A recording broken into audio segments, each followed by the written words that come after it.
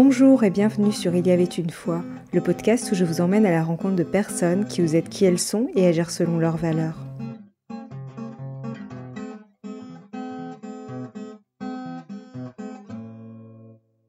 Bonjour chers auditeurs, je me réjouis de poursuivre l'aventure avec vous. Si vous venez de nous rejoindre, je vous conseille d'écouter l'épisode précédent. J'ai le plaisir de retrouver Jörg Pfeiffer, auteur, compositeur et interprète, qui va nous raconter la suite de son itinéraire. Peut-on dire que votre vie a commencé à basculer autour de vos 30 ans ? Oui, c'est rien de le dire. Donc il y a une sorte d'avant et d'après, enfin j'ai l'impression en tout cas il y a la vie d'avant et la vie d'après. Si on peut dire la vie d'avant, la vie d'après, je ne sais pas si c'est le bon terme. Mais en tout cas un basculement, quelque chose qui se passe. Ce qui est fou, c'est qu'à 17 ans, j'ai rêvé que je mourrais à 30 ans. Et loin de développer en moi une philosophie hédoniste, de vouloir multiplier les plaisirs jusqu'à 30 ans avant de mourir, j'ai voulu multiplier le sens. Et donc multiplier les choses qui donnaient du sens à cette existence, et à cette existence qui avait une date limite de consommation. C'est-à-dire qu'à 30 ans, pour moi, les choses s'arrêtaient. Et en tout cas, cette date limite, loin d'être douloureuse et dramatique, c'était en tout cas, si je souffre, ma souffrance, elle a une limite à 30 ans, et je peux aussi arrêter de souffrir en étant le plus en adéquation avec ma pensée. Je l'ai cru longtemps, et je le crois toujours, que lorsqu'on est aligné, lorsqu'il y a une adéquation entre les pensées et les actes, entre les dires et les actes et les pensées, lorsqu'il y a une cohérence dans tout cela, je crois qu'on peut être en paix. Et j'ai cherché à être en paix en multipliant justement les actions qui pouvaient nourrir ou encourager ou approfondir les envies, les pensées, les désirs que je pouvais avoir. Donc jusqu'à 30 ans, j'ai travaillé, mais comme un damné, à l'école, parce que nous avions créé une école avec une bande de copains de terminale et notre prof de philo de terminale, avec une vraie croyance qu'on pouvait changer les choses, une vraie croyance aussi dans le fait d'apporter des solutions à travers une école à des gens qui, comme nous, détestaient l'école. Parce que moi, je ne supportais pas l'école. Si j'ai voulu en créer une, c'est précisément pour être l'école des enfants qui étaient un peu comme moi. Voilà. Et donc, jusqu'à 30 ans, c'était pas une école que nous faisions. C'était le cadre de notre idéal. Et donc, ça n'était pas 3 heures, 4 heures d'enseignement par jour. J'habitais à l'école, j'y étais 24 sur 24, etc., etc. D'ailleurs, j'y étais 24 sur 24. Les copains du groupe avec qui on a créé l'école aussi. Et petit à petit, des élèves restaient parce qu'on faisait du théâtre, on faisait plein de choses, etc. Et d'ailleurs, ça c'est probablement ce qui a créé notre chute ou notre perte. D'abord parce que on a pris des élèves. On est passé de 0 à 450 élèves en l'espace de 2 ans et demi. Et ces élèves, on les a pris à d'autres. Et ces élèves, pour d'autres, et notamment des écoles privées, ça s'appelait des clients. Et des clients que vous prenez à d'autres écoles, vous devenez une concurrence énorme. Et on a commencé à avoir des problèmes parce que on a plein de gens qui se sont considérés comme nos ennemis et qui avaient des soutiens. Je n'ai pas envie de développer ça beaucoup ici, mais qui avaient des soutiens qui ont fait que nous avons eu des problèmes et qu'on a été obligé de fermer. Et donc, à l'approche de mes 30 ans, d'abord, j'ai perdu ma petite sœur, qui s'est tuée dans un accident de voiture. 7 jours après mes 30 ans, c'est ma compagne qui est décédée. Et 3-4 mois après mes 30 ans, c'est une vingtaine de flics qui débarquent à l'école, qui nous emmènent en garde à vue, etc., etc. Et ça se termine par la fermeture de l'école, et j'ai toujours 30 ans à ce moment-là. Donc oui, 30 ans, pour moi, c'est c'est une vraie date et quelque chose qui fait que voilà, ma vie a basculé. Dans votre livre, vous dites avoir été victime d'injustice cosmique. Déjà, pourquoi vous sentiez-vous victime d'injustice cosmique ? Alors, ce que je dis, c'est que j'ai vécu toute cette histoire de l'école comme une injustice énorme. C'est plus ce que je pense aujourd'hui. Parce que je pense que j'ai été responsable d'un certain nombre de choses qui a fait que j'ai attiré à moi ces malheurs-là. Je suis beaucoup plus responsable que ce que je ne le croyais à l'époque. Ça, c'est une certitude. Mais j'ai dit que les injustices devenaient cosmiques à partir du moment où j'ai perdu ma sœur, puis ma mère, etc., etc. C'est-à-dire qu'en fait, en quelques années, j'ai perdu mon père, ma mère, mon frère, ma sœur, ma femme et mon enfant. En quelques années. C'est-à-dire les figures les plus importantes du lien, le père, la mère, le frère, la sœur, la femme et l'enfant, je les ai perdus en quelques années. Donc je dis dans le livre que les injustices devenaient cosmiques à partir du moment où tous ces gens-là sont partis, tous ces gens-là sont morts. Vous devenez un peu paranoïaque, c'est-à-dire que à un moment donné, je me suis dit, mais merde, dès que j'aime quelqu'un, il meurt. Mais qu'est-ce que j'ai fait au bon Dieu pour qu'il m'arrive ces choses-là, etc. Tous ces délires de souffrance m'ont traversé la tête, évidemment, parce que c'était trop concentré, parce que je perdais le cadre de mon idéal et je perdais tous les gens que j'aimais. Donc c'était voilà, vous nourrissez les pensées les plus folles en fait, parce que la souffrance rend fou. Et est-ce que les événements auxquels vous avez été confrontés vous ont-ils permis d'en tirer des leçons ? Il y en a eu deux, en fait. Il y a eu deux, c'est débile de dire ça, 2 points de départ. Mais oui, en fait, je ne peux pas le dire autrement. C'est-à-dire qu'il y a eu 2 événements qui ont inversé la tendance. En fait, à la mort de mon fils, j'ai rencontré des gens qui m'ont proposé de participer à des escroqueries. Et à l'époque, c'était il y a plus de 20 ans, j'étais dans un état épouvantable. Et j'avais qu'une envie, c'est de quitter ce monde avec des envies suicidaires très très fortes, en fait.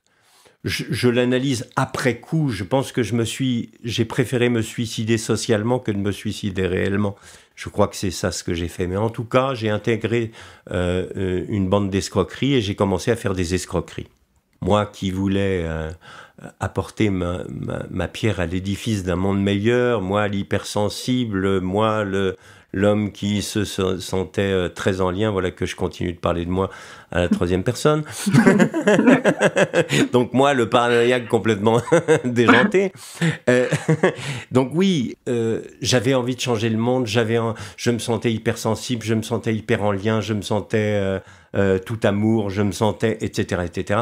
Et ben cette pierre que je voulais apporter à l'édifice d'un monde meilleur, je l'ai pris et puis je l'ai balancé à la gueule du monde. Parce que pour moi, les gens étaient des pourris, le monde était des pourris, le gouvernement c'était des pourris, tout était pourri, et que quitte à être dans un monde de pourris, c'était pas très très très grave si moi je le devenais aussi. Et en tout cas, comme j'avais plus envie de vivre, que j'avais des problèmes d'argent, etc., donc j'ai accepté de faire ces trucs au départ pour subvenir à des besoins qui étaient les miens, et voilà, j'avais plus rien. J'étais ostracisé, j'étais rejeté, j'étais abandonné, j'étais tout ce que vous voulez, enfin je dis pas que c'est vrai, hein, tout ce que je dis, mais c'est ce qui traversait ma tête, en tout cas à ce moment-là.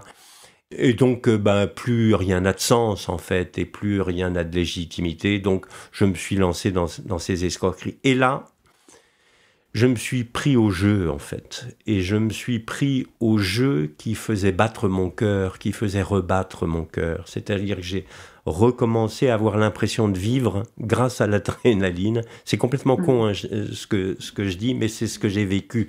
C'est-à-dire que je me sentais mort de l'intérieur, vidé de l'intérieur. Et en fait, ces escroqueries que j'ai fait, les risques que j'ai pris, m'ont redonné l'impression de vivre, m'ont redonné l'impression que mon cœur se mettait à battre. Ce qui est une fausse impression, parce que c'est pas une vraie vie, c'est pas une vraie joie, c'est une adrénaline. Et l'adrénaline, comme on le sait, depuis quelque temps, grâce aux neurosciences, l'adrénaline nous bousille des neurones et des connexions neuronales. C'est justement pour ça que toutes les choses qui nous apportent de l'adrénaline nous rendent accros, nous droguent en fait, parce que comme on a des pans de neurones qui sont bousillés, eh ben, on a besoin de prendre plus de substances pour ressentir la même chose qu'avant. Eh ben, c'est pareil pour le risque, et pareil avec l'adrénaline, et pareil pour tous les trucs à risque que l'on fait. On est obligé d'augmenter les risques pour continuer à ressentir les mêmes choses. Et c'est ce que j'ai fait. J'ai pris de plus en plus de risques jusqu'à me faire prendre, jusqu'à me retrouver à la prison de la santé et jusqu'à être comme un con pendant 6 mois enfermé. Et là arrive le premier événement, c'est-à-dire que j'étais en froid complet avec mon père depuis la mort de mon fils. Et il est venu me voir et je me suis dit, s'il me fait le moindre reproche, je l'envoie mais balader le plus loin possible et je retourne en cellule. Et en fait, mon père m'a serré dans ses bras, il m'a dit, je t'aime mon fils et je ferai tout pour te sortir de là. Et là, je me suis dit, mais le con intégral, c'est toi, quoi. Donc, lui, il est vieux, de toute façon, c'est à toi c'est à toi de changer, c'est pas à lui de changer, voilà. Et ça a été le premier déclic où j'ai décidé en fait de vivre, de revivre, et donc de changer les choses que j'avais à changer. C'est un point de départ, mais c'est un point de départ d'une course lente. Je veux dire, ça n'a pas été un claquement de doigts où d'un seul coup tout est allé mieux. Non, loin de là. Lorsque je suis sorti de prison, j'avais plus de goût à rien, plus envie de rien. Ça faisait 6 mois que je venais de passer entre 4 murs, dans 10 mètres carrés, avec 2 autres personnes. On était 3 dans 10 mètres carrés. Pendant cette période-là, je me souviens me prendre la tête avec un de mes co-détenus pour une histoire de programme télé. Sauf que le co-détenu est un tueur à gages et que le tueur à gages a pris une fourchette et qui me l'a planté tout près des yeux et qui s'est mis à m'agresser avec cette fourchette. Et là, je lui ai hurlé dessus. Puis d'un seul coup, je me suis dit, putain, t'es en train d'hurler sur un tueur à gages. Le truc de dingue. Et en fait, voilà, finalement, il a baissé sa fourchette. Mais on devient fou à l'intérieur de la prison. On devient fou. Donc j'avais passé 6 mois là-dedans, 6 mois à rien foutre, 6 mois à regarder la télé, en fait, et avoir envie de rien. Donc oui, j'avais pris une décision. Mais oui, cette décision-là, elle était dans la pratique pas facile. Et en plus, moi, comme avant, j'ai toujours tout réussi, voilà, j'imaginais des trucs et hop, ça se passait, etc. J'ai toujours pensé, quand on veut, on peut, on est ce qu'on veut. À la limite, toute la pensée positive pouvait avoir un écho très fort en moi parce que tout se passait bien. Et la pensée positive, elle se passe très très bien lorsque vous êtes bien. Et d'ailleurs, c'est la joie qui vous fait avoir des pensées positives. Mais lorsque on est dans l'état dans lequel j'étais, ça je le raconte dans une chronique que je fais pour le magazine Happiness, lorsque vous êtes dans un état épouvantable, l'état dans lequel j'étais, le pire c'est que je me disais mais tu peux ce que tu veux, vas-y bouge-toi, bouge ton cul, etc., etc. C'est-à-dire j'avais à l'intérieur de moi une petite voix qui m'obligeait à faire des choses dont je n'étais pas capable, dont je n'avais pas l'énergie. Donc non seulement j'avais pas l'énergie, mais en plus j'avais un petit juge à l'intérieur de ma tête qui disait « Mais t'es une merde de pas te bouger. Bordel, bouge-toi, fais des trucs, ça va aller mieux, etc. etc. » C'est catastrophique. Et c'est catastrophique pourquoi ? Parce que cette pensée-là, elle est le fruit de la joie. De penser, parce que plus on est joyeux, plus on croit qu'on peut. Et plus on peut, en faisant des choses, et on se rend compte qu'on peut faire des choses et qu'on peut de plus en plus faire de choses, plus on est joyeux. Ça, c'est vrai. Mais si on s'applique une pensée de joie, c'est-à-dire « Ah, tu peux tout ce que tu veux », ça, c'est une pensée de joie. Si on s'applique une pensée de joie alors qu'on n'a absolument pas cette énergie de la joie, eh ben c'est catastrophique. Et c'est ce qui m'est arrivé. Et j'ai souffert considérablement de tout ça, de cette petite voix à l'intérieur de moi qui disait « tu peux, tu peux, tu peux, tu peux, tu peux ». Je ne dis pas que c'est faux et que je ne pouvais pas. Je dis qu'à ce moment-là, je ne pouvais pas. Et qu'il fallait que je m'offre du temps et je ne m'en offrais pas. Et ça, c'est grave, très grave, de ne pas s'offrir du temps alors que c'est ce dont on a besoin. Donc ça, c'est le premier événement. Donc le premier événement, cette réconciliation avec mon père, et voilà. Le deuxième événement, c'est presque 10 ans après. Donc j'avais déjà cheminé pendant je ne sais combien de temps pour me réconcilier, en fait. Pour me réconcilier avec moi, me réconcilier avec les autres et me réconcilier avec le monde. C'est ce chemin-là que j'ai décidé de prendre, mais qui a été très long. Et le deuxième événement, c'est... moi, j'ai beaucoup de défauts et de vices. Et j'en avais un, c'est le jeu, mais le jeu poker. Et donc, je ne l'ai plus, mais à l'époque, j'avais joué beaucoup et j'avais gagné beaucoup. Et dans une soirée, je sortais du casino avec 5 500 €. Je pense que j'ai été vu à la caisse par des gens qui ont dû téléphoner à d'autres. J'habitais en Espagne à l'époque. Qui ont dû téléphoner à d'autres. Parce que 200 mètres après le casino, je vois quelqu'un qui me fait des signes et qui me dit... qui me demande visiblement de lui porter secours. Moi, n'écoutant que mon cœur, je m'arrête. Très cher, que puis-je faire pour votre service? Et le mec, il me tire de la bagnole, aidé par 2 complices qui sortent des fourrés, etc. Et ils m'ont démonté. Tapé dessus, coup de poing, coup de pied, coup de barre de fer, j'ai eu l'arcade qui vole en éclats, le sang qui gicle, bref.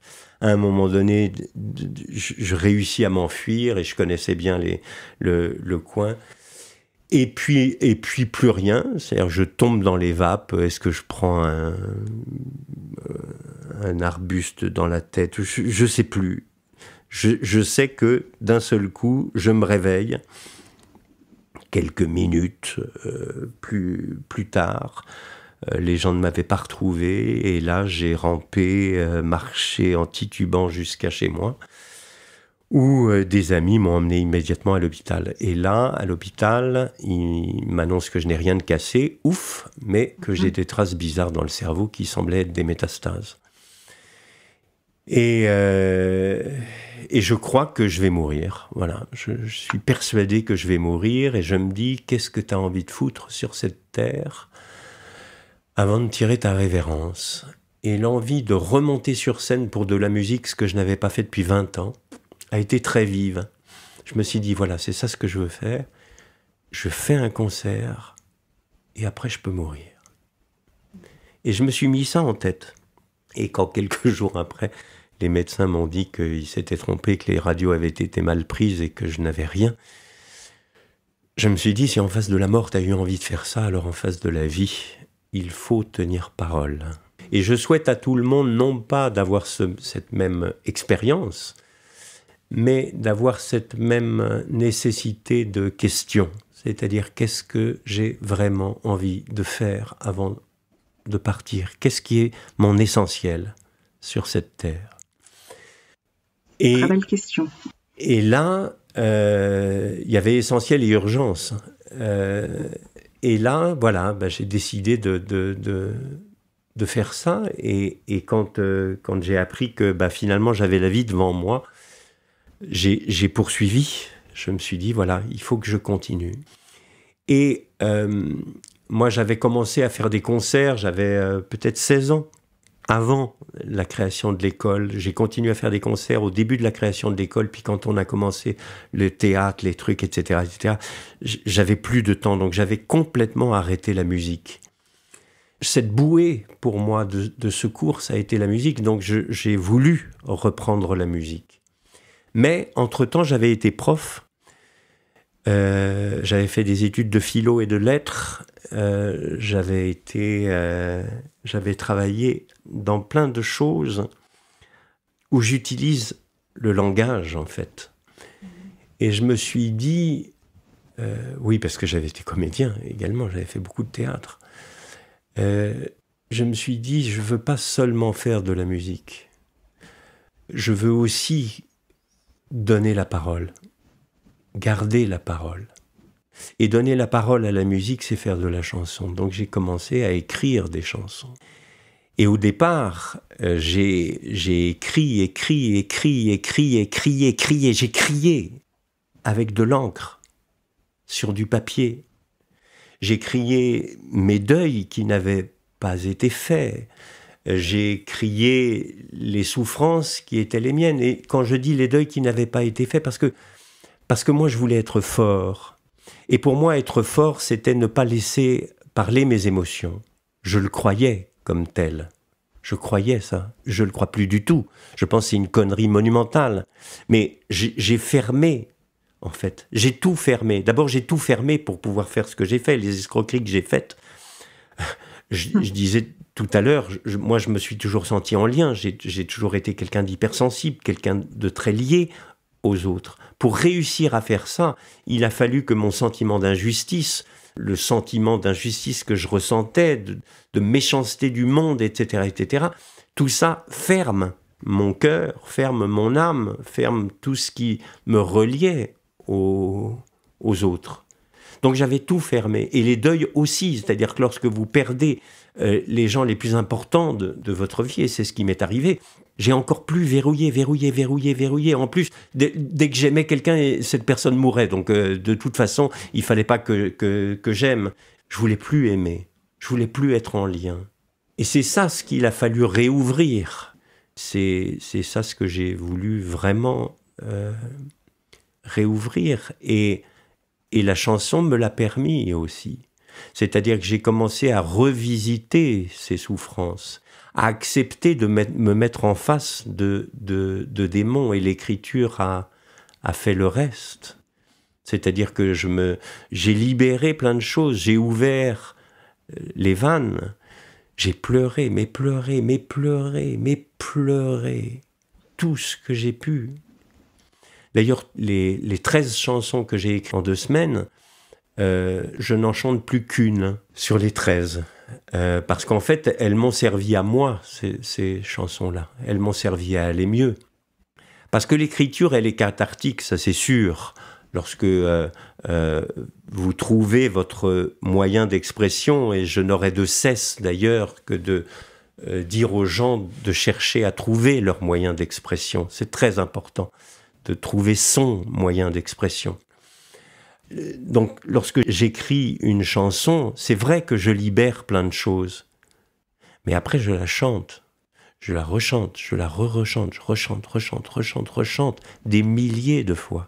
Et à chaque fois que je chante une chanson, je vais visiter les émotions qui ont été les miennes au moment de l'écriture.